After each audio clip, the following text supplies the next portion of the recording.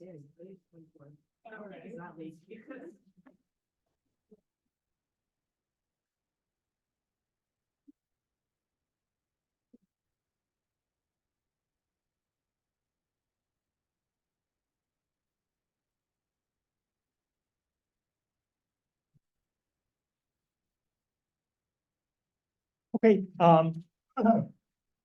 So last time we started to talk about the idea of a remote procedure call.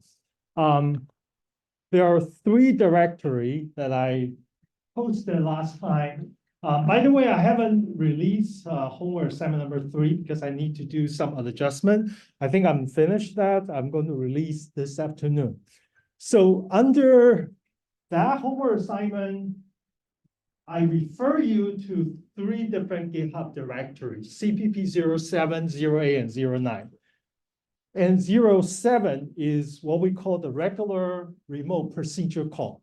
So allow you to take a specification, which is formatted in JSON, and it will generate code, and we need to provide, the programmer need to provide code, and such that a function or a service essentially got split into the client part and the server part, which is a big deal as a programmer, especially for ecs36b programmer, that our concept of programming has been extended from a single piece of code into different pieces of code, and they can interact with each other.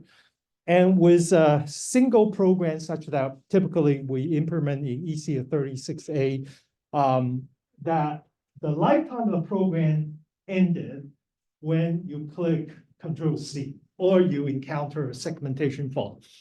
But under this extended version of programming, then that lifetime has been kind of blurred. In the sense that the server might need to be on all the time, and the client can come in anytime they want. They can come in multiple times, which will carry the permanent effect on the server side. So the scenario will be much more, looks like what we are using the computation in our daily life today, such as your smartphone, such that how you interact with Google and the Facebook server or Discord. It is pretty much more realistic when we enable the capability of doing remote procedure call. So essentially, all the modern service is under some form of RPC today. Either is JSON RPC or is called gRPC, which is Google RPC. It's essentially one of the 2. But their functionality, they're very similar to each other. The difference is just performance or whatever, the optimization, engineering optimization. Okay, so that's what we want to continue today. So we talk about the basic, and then the CPP 08, we start to talk about the concept of remote object. So from remote procedure call, we extend the idea called remote object. So remote object is essentially, let me see if I have a picture to represent a remote object. I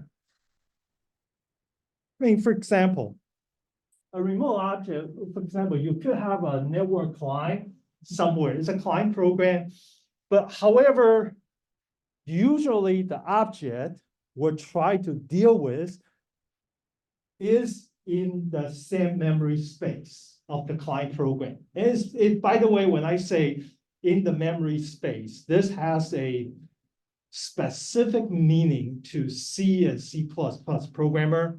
It's less for other kind of programming language because, as you know, C and C++ is a very much memory-sensitive language. It's more complicated, but it gives programmer the accessibility to very low level of information, such as your memory, hard disk, or USB drive, that you can control with more precision with a language such as C or C++. So usually the object is actually in the same memory space. By the way, later you learned about operating system. You start to learn about the idea of virtual memory. You learned about the idea of distributed virtual memory if your instructor has time to cover that. So essentially, the idea of a memory space is interesting when you have the idea of internet, when the devices or memory or cloud are kind of, and virtualization is kind of integrated together. The memory space has a even deeper meaning, but we're not going to that. We're just assuming the memory space is on your laptop, on your desktop for now. And with remote object, essentially, the object, its memory space is on the server, one of the server that hosted by Google or Facebook, whatever. So what we want to do is, how do I interact with that object? If that object has a member function, how do I do that? And that's the second part. That's essentially CPP08.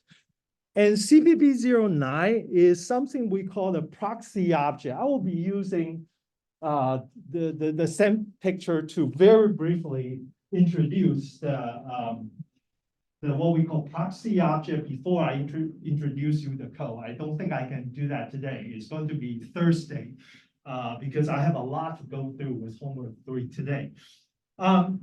So what is what we call a proxy object? So a proxy object, essentially, the real object is somewhere. In this case, I'm using IoT thing. So what is IoT thing? IoT thing is like a sensor or some kind of hardware that's actually resides somewhere in the universe. And the thing is that that particular sensor device has certain kind of object it actually collect locally.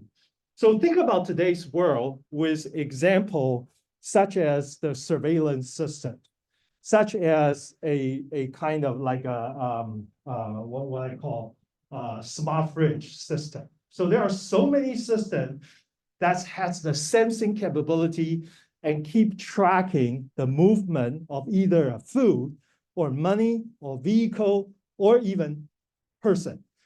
And the thing is that the object is really physically present in a certain place. But I have a client which is in UC Davis in this room right now. I want to interact with those objects. But by the way, this is totally doable today. So meaning that I have a billions of objects around the world, which I want to interact with them for whatever reason I want. Maybe it's because of the money. I want to interact with all the pieces of financial information. Or it's about food tracking. The food, I mean, I know this food has been contaminated, how it was transported from this place to the other store to check the box, and then to this poor boy who actually just unfortunately consumed that, how do I say that? This is a real story, by the way. A 2-year-old boy was killed because of the food contamination of E. coli 157. So the thing is that when we want to do that, we really want to interact with a lot of objects, from the money to a hamburger patty about its temperature. So I will be able to track what's going on. And therefore, the what we call the proxy object is that I want to pretend all the objects are actually on my computer. So I have a transparency that I have the whole world in the computer in front of me. And then after I kind of bring in all this object, then all my computation, I'm just interact on my local computer, but the impact is going to the remote. So essentially, on my computer, I have a proxy or virtual object representing the real object that's actually happening over here. But from the programmer perspective, I don't need to worry about where they are, how they move, because it was taken care by the proxy. So the programmer only care, okay, as if I have all the object in this small computer in front of me, and the programmer just need to worry about how to interact with it. So this is very interesting concept from programming. So we as a programmer will kind of split. Some of the programmer's effort is looking to the logic. I just need to worry about the object interface. I just need to worry about that this object is with this memory address on this local computer. And the rest of the thing, how this proxy is going to be binded to the real object on the other side of the world, such as Jack in the Box, their cooking stage, is actually going to be took care of by another programmer who is actually dealing with the proxy. So that's why that's the main purpose of what we call programming in large. It's not just a single programmer write a huge project, but how do you integrate the effort by multiple programmers and make sure that the programming will work in such a scale. Okay, so just give you a highlight about what we're doing. But by the way, this part is actually going to be introducing CPP09. So your homework assignment number 3 is essentially take your homework assignment number 2 with a bunch of reference program. You're going to implement CPP07 for homework 2, and then CPP08 for homework 2, and CPP09 for homework 2. Okay, so that's a very simple example, but you will do that. Okay, all right, so doing a different way, in the way that we talked about starting last time. Okay, so before I continue CPP08, I want to kind of show you the reference program for homework assignment number 3. Last time I showed you very briefly about reference 1. Today I'm going to show you reference 2. So let me just go back to my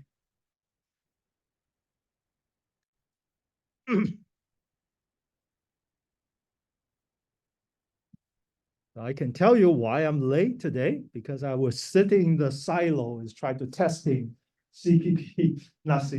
homework 3 Ref2 before I can come in the class to show you this. Okay, so let me just quickly, can you get rid of this? No, I don't need this. Okay, let me get rid of this. Is this a client? Okay, this is a client, that's fine with me. Okay. So just tell you that there is a bunch of source code. One of the program I showed you already, this is the code you use to develop homework 2, right? Homework 2 Ref program. And I kind of changed it to HW3 Ref01, which is the program. I kind of changed the format about the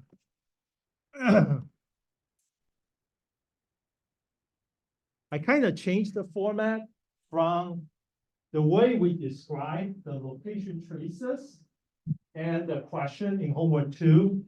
We actually changed it to homework 3 location and homework 3 question. The main thing is we would like to see who is being traced, and who asked the question. And the question you're asking is regarding who. So we kind of introduced the concept of identity about who we're talking about. And of course, this is educational. And so that's why we do not use real data. We just use a fake data everywhere to just let us learn the subject without compromise our privacy. Okay, and HW3 Ref1, the main difference between these two is that I actually be able to handle the functionality, they're almost the same. But only difference is that I will be able to handle HW3 format instead of HW2 format. So you can actually contrast these two and see the difference there. I feel to learn about the difference itself is educational. Okay, so now I'm going to introduce the CPP07 equivalence of HW2 Ref. Okay, the program that you use to develop your homework assignment number 2. Okay, so you can see that I have a bunch of program here. This 2 program now is HW3 Ref2, which this 2 program now, because I need to split into client and server, so now I have this 2 function, okay, 2 program, HW2 Ref and HW2 client. And the other thing, which is with JSON RPC, is I always need to have a spec. So in this case, I'm going to tell you what is the spec.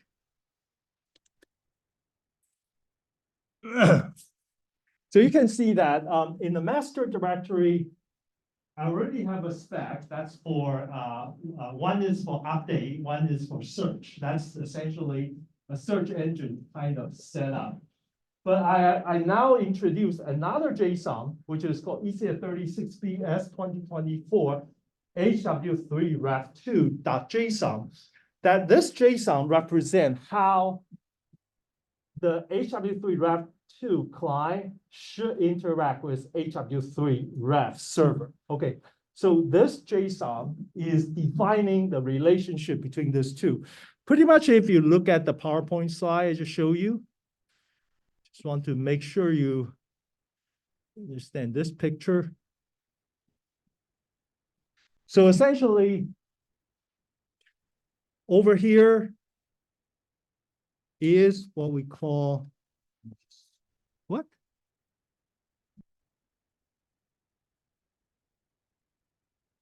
I don't know what happened. It doesn't look good. Whenever my computer is spinning, looks like this, it is doing something phishing. Okay. All right. Anyway, it's probably crashing. I have to be careful. Just help me. Oh, okay. Okay, it's not that bad.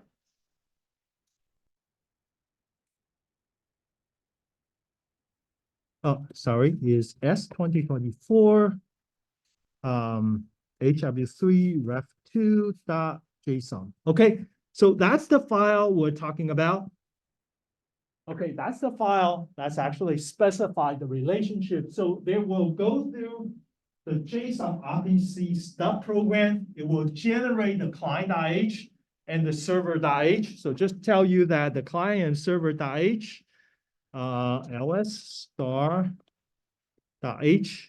it will generate this two file, HW3 Ref2 client.h and HW3 Ref server.h. So all this program is going to work together, which provide us a CPP07 version of your homework assignment number 2.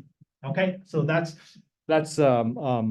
the first part. By the way, there are 3 parts in homework assignment number 3. That's the first part of your homework. Okay, but my feeling is that if you can understand really CPP, how this reference program works, it should be quite straightforward based on your understanding about the difference between CPP08 and CPP09. You should be able to do that fairly straightforward. Of course, we always will encounter some kind of challenges, and then TA and myself, we're here to help. Okay. All right. So just show you the picture before I start to give you the more detail about how it's done. So we have that program, ecs36b s2024 HW3 Ref2, and it's used to generate the protocol. So let's actually take a look what it is. So with RPC, it's always good to look at the RPC spec file, which is the file that JSON RPC stub need to use. So let's take a look at this.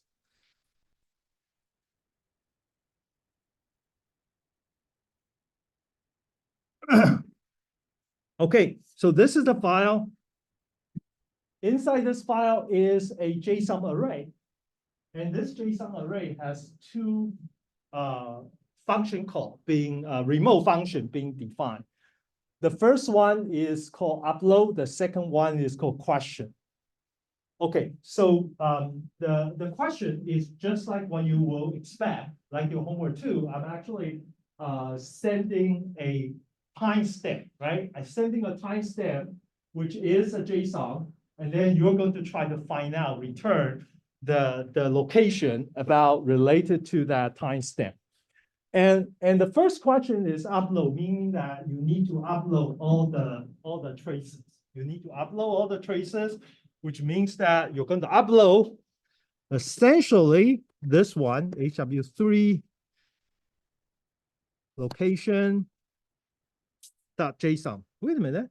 Is this right? Okay, that's correct. Yeah, this is a new format. Okay, it's not pretty as the to style string. By the way, I know some of you asked me this question. I just want to clarify. In terms of the syntax and semantics of JSON, the style, the space outside of double quote doesn't matter.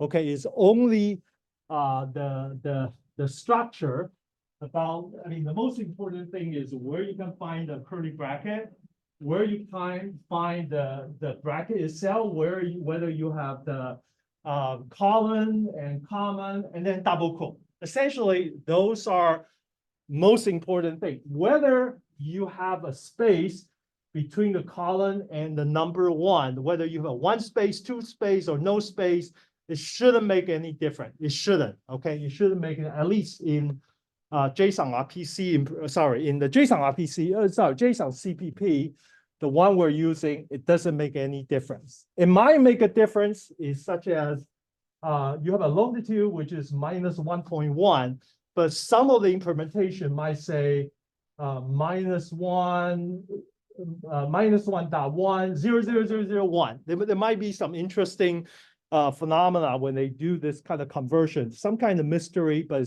is important that we sometimes know that some of the JSON is going to do that conversion not precisely, and we have to know why. Okay, so that's the format. So you can see that this format is really similar to what you need to process for homework assignment number 2, except we introduce a new identity and we introduce the concept called traces. So such that this part, the array part, was the kind of the location JSON you need to handle, which is the location plus the timestamp. But now we have a traces, and then we have identity, which represent which person or which device we're trying to monitor the movement. Okay, by the way, you can think about this is not just applicable to tracing a person or a person's phone. This could be tracing a unit train, for example. The unit train is moving, where they are, in which of the stop. So that is perfectly, you can use this to represent, okay? All right, so that's the data. Okay, so now let's actually first take a look. I'm assuming you still remember homework 2 ref on homework 2 itself. So I'm actually going to show you first the client code, and then I will show you the server's code.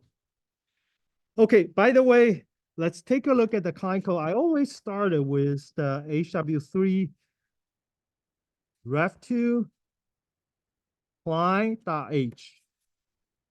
This is code that's being generated, and you can see that it defines a class called HW3 Ref2 client, and then it has a constructor and has a upload function. Has an upload function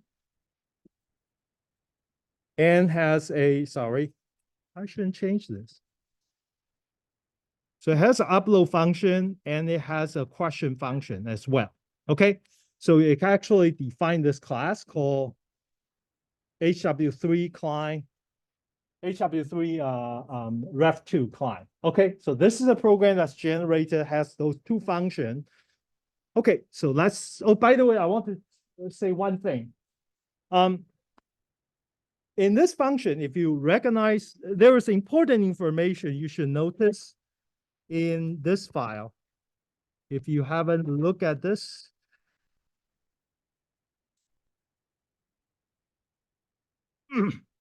there is an important information about this part. Over here, you see I put a pair of curly brackets. So when I put a pair of curly brackets, that from the JSON semantics, that this represent is an object. So JSON has several data types, 7 exactly. String, number, true, false, null, array, and object. There are 7 totally different values. in any JSON that you would like to provide. So this is one of the 7 which represent that particular argument about update JSON. So I have an argument called updating JSON, and that argument should be the data type of JSON value. So which is exactly match here. You can see that the upload is actually, the name is upload, sorry. And the argument name is called updating JSON, which is updating JSON. And the type of the argument is actually JSON value, which is a JSON object. Okay, so it's being defined as a JSON object over there. Okay. Okay, so I have this this function, and then of course, similarly, the question is also being argument is called searching. Shouldn't call search clause. It should call something else, question clause or whatever. But anyway, the argument is called search clause. It's also an object. That's just by design. I feel is more convenient to do it that way. Okay, and of course over here, if you look at the question, no surprise, the name is search clause and the type is JSON values reference, which is a object type for the question, and both of them are going to return JSON value. So with remote procedure call, the return is always JSON. With JSON RPC, the return value, because this is probably design. I'm not saying it's the best, but the design realized that no matter what data type you want to return, it has to have a way to be represent as a JSON, as an intermediate format, so I can pass over the internet. So that becomes the dominant convention of today's web programming. Is essentially you look at the internet, whatever information got passed by from one server to the client is pretty much like 80% is based on the JSON format as today. Okay, because it is so generic, is platform neutral, and it's very easy to debug, to handle, and with this kind of code. So the return is always just JSON value. Okay. All right, so now you see this. Now let's look at the client program, .cpp.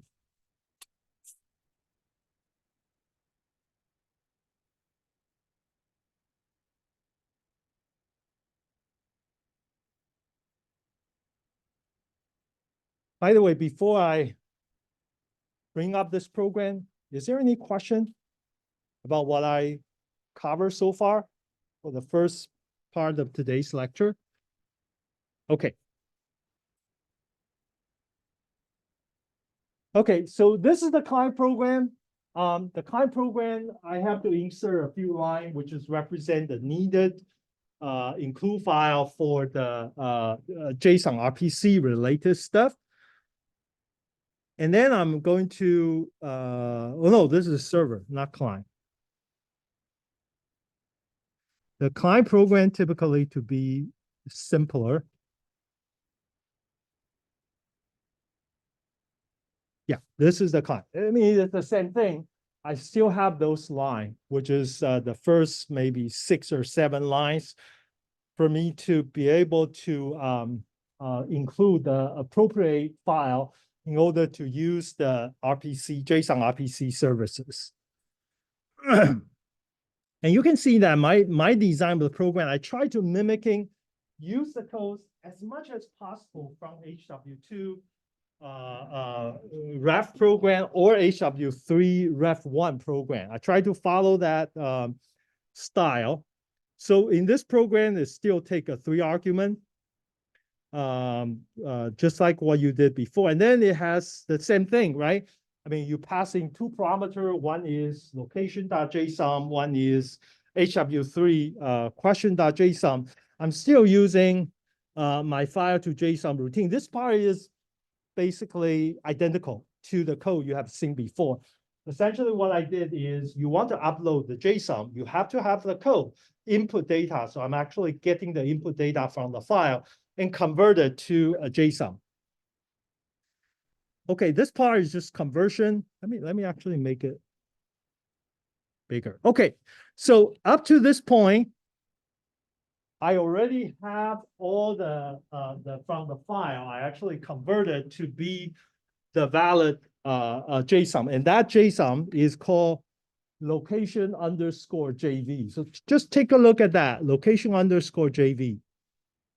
Okay, and how do I get this location underscore JV? I'm actually get it from my file to JSON. Okay, so in a nutshell, so essentially I take the file, load the file into location JV, and through that process, I check the syntax about the JSON, whether the syntax is correct, but not necessarily the content. So this particle, by the way, is not mandatory for remote procedure call. So we can see that I already have the location JV. And now in the original code, this particle, I'm just checking whether this JSON is well formed to the application semantics. Whether this JSON has all the key value pair that I'm expecting to handle this location traces. That's why I kind of have all this check, as I mentioned. Well, okay, let's put down this, but assuming I did all the check correctly, and then this is the part I'm actually really doing the remote procedure call, this few lines here. Okay, so if I can survive, my client program survive until this point, I will do this. So over here, I kind of set up the URL, which is I'm actually setting up to be the same server on the computer I'm running it. And then I set up the HW3 Ref2 client. And look at the program is I just call that function, my client.upload. Upload is a function remote procedure call to one of the two remote procedure call I define. And just say upload. It take one argument, and remember I emphasize that argument is a JSON object, which in this case, I just basically load the location underscore JSON over there. And then it will give me some result about what's the outcome about that upload. When you upload this, whether it's successful or unsuccessful, it will basically tell me. Okay. Okay, so that's you can see that that's how you can now forward this request. Instead of trying to do everything locally, you kind of shift it to the remote and get the result back. So this is the core part about remote procedure call. I'm calling a function that's being directed to this my client. My client looks like it's an object here, but it's actually really an object in the HW3 Ref2 server program, which I will show you a bit later.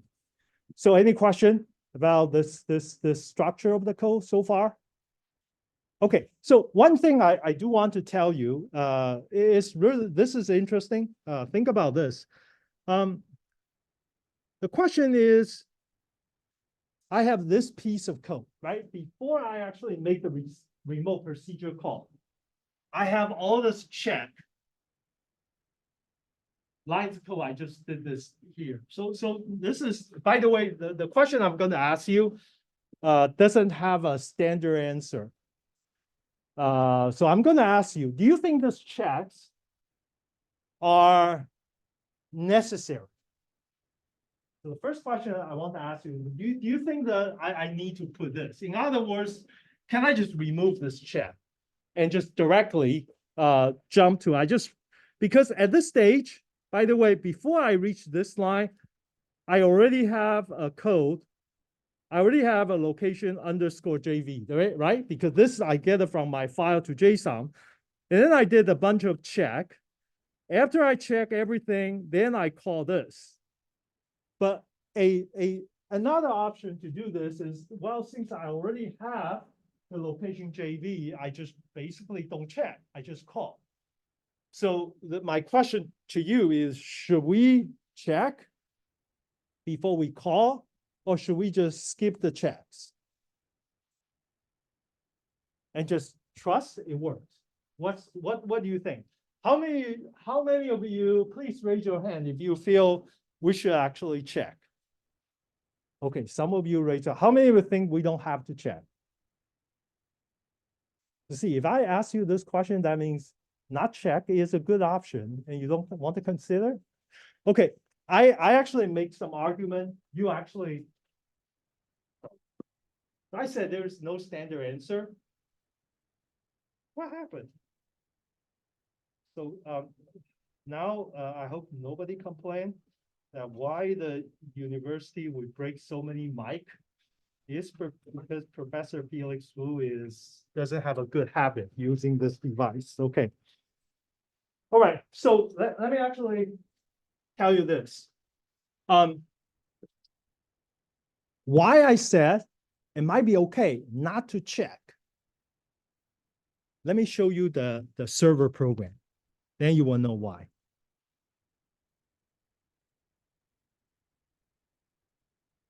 And by the way, I haven't uploaded. I will upload it right after the class. You can actually take a look at the source code and just run it. I update the make file, so it will include it in the master directory. So if you look at the implementation of upload, okay, by the way, this is a server side. So when you make the call from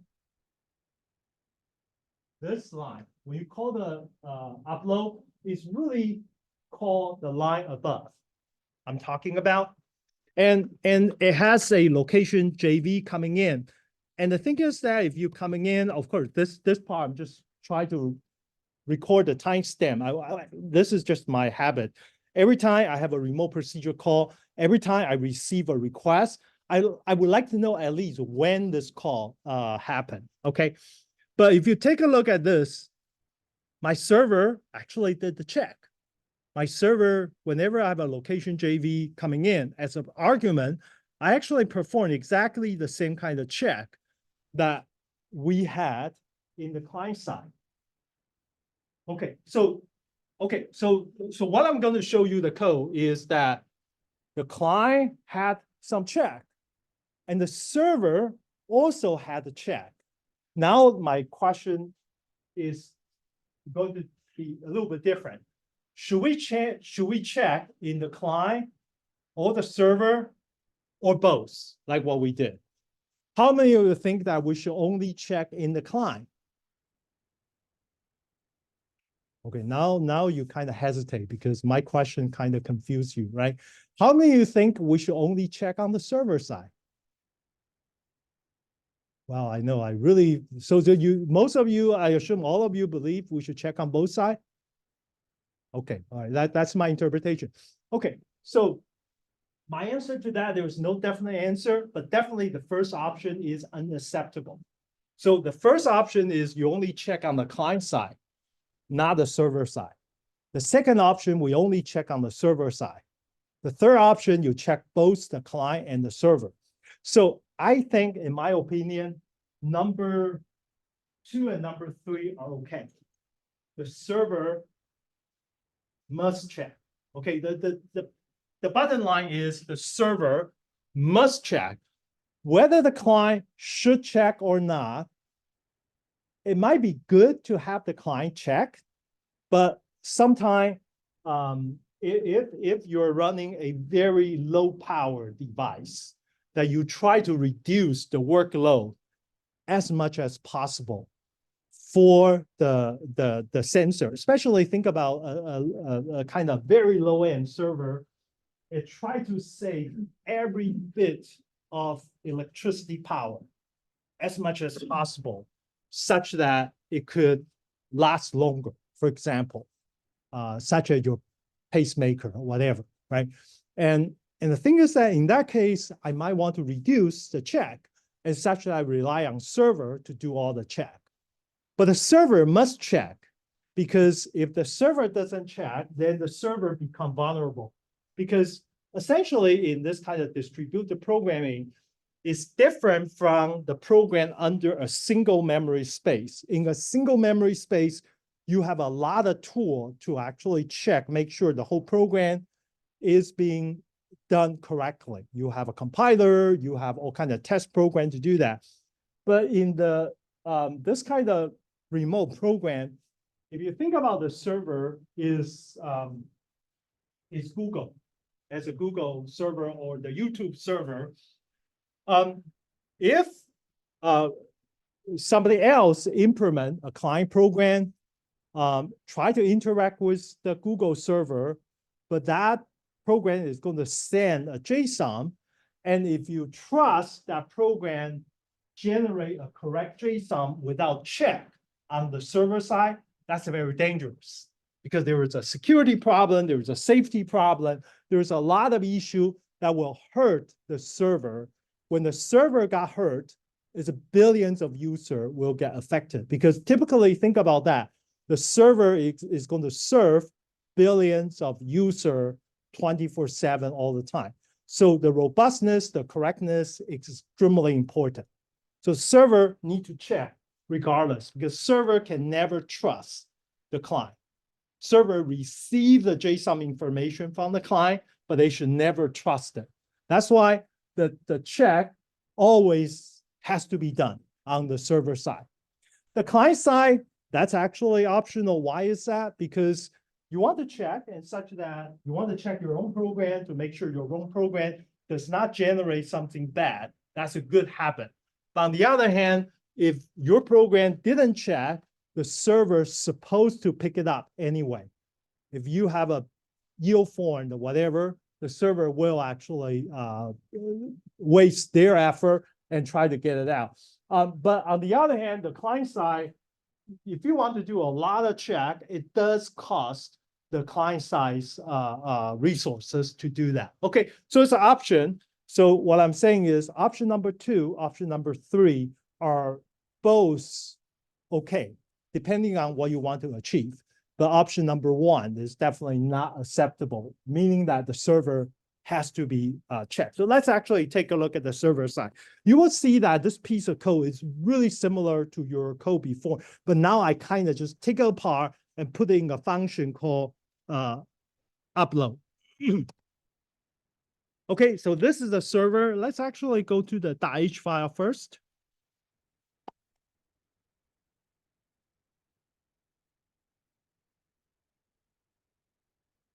Ref2 server.h. Okay, so this is also the generated from the .json spec file. It basically defines a class. And by the way, slowly I will introduce you that this actually inherits from a file, from a class, which is abstract class. I will talk about what is an abstract class, okay? And then inside this class, I also have this 2 functions. Both of them are virtual function, which has a good reason. One is called upload, one is called question, and with the data type updating JSON and search clause exactly match that JSON spec file.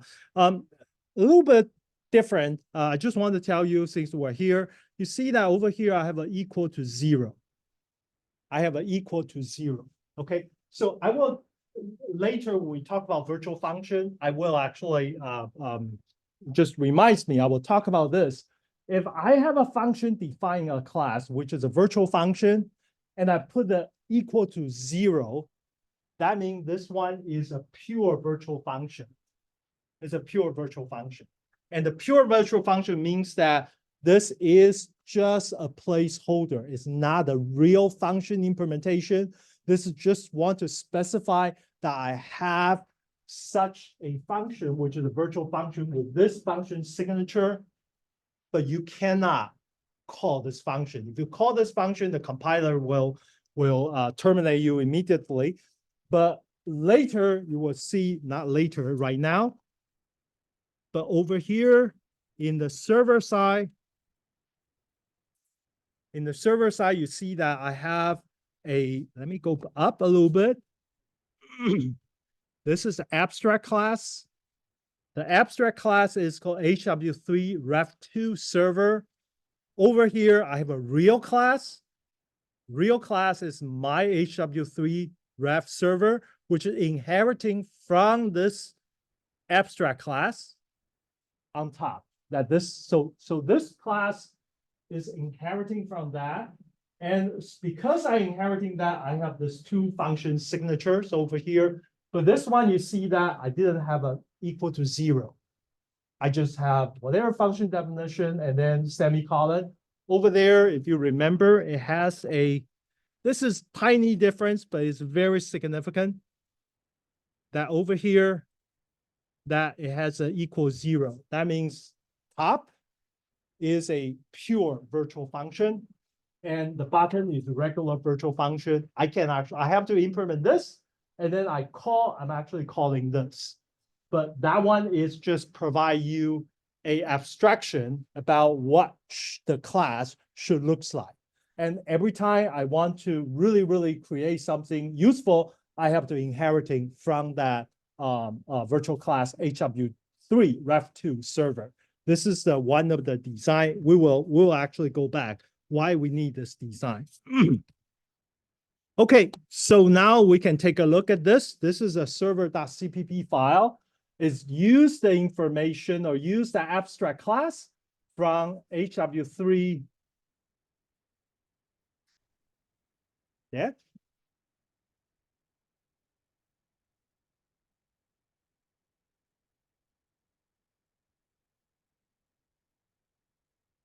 Hello? Okay, all right.